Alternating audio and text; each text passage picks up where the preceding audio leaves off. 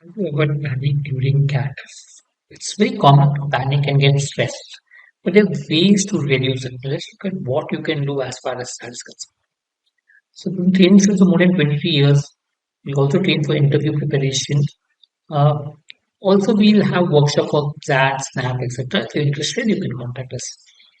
So, to create a right mind, the first step is to reduce stress during the exam is to create a right mindset before the exam.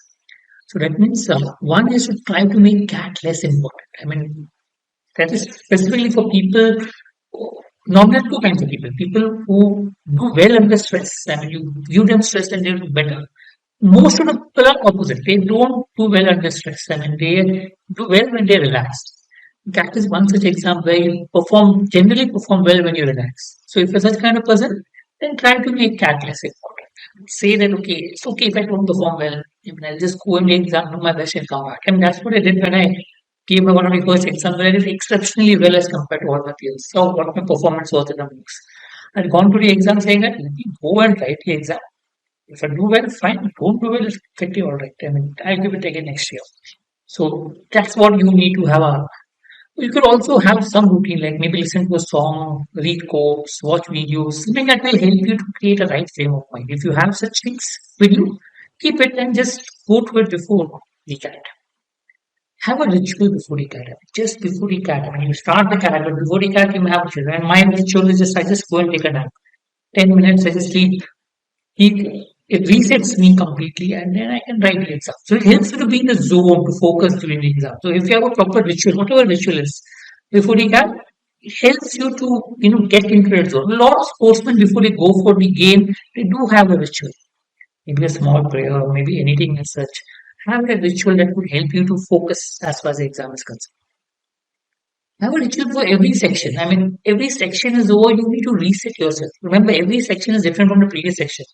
So once you finish the verbal, start the DLR, have 10-15 seconds gap. I mean, something where you just close your eyes, I mean, do deep breathing, and that should be fine. Or any ritual that you feel is comfortable.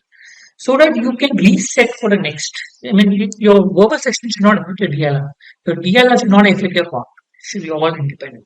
Okay, so it should help you disconnect from the previous section. Don't judge your performance during the examination. What happens is if you find a paper tough, remember it'll be tough for everyone. If you find a paper easy, it'll be easy for everyone. So in a tough paper, what you do is pick up a few tough questions and try to get it right. Easy, try to push for solving more questions. But be careful. I mean, it is known commonly that the paper could be tough in the start and easy in the end, or vice versa.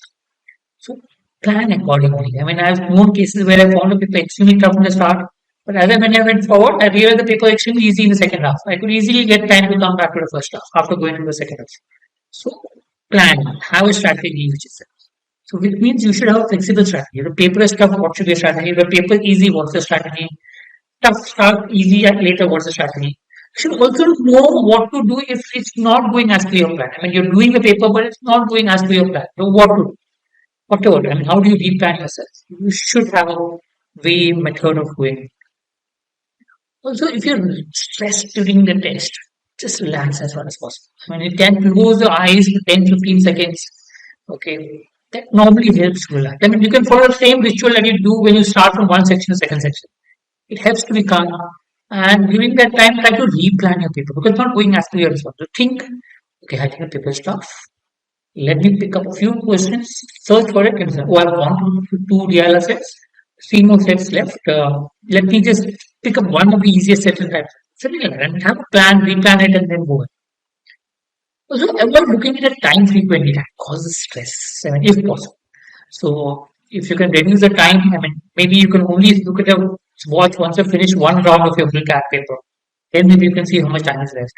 Ideally, if you don't look at the time, it's great, but you need to practice that during the mock. So you don't look at a watch at all and write a whole mock. That would be great if you can do that.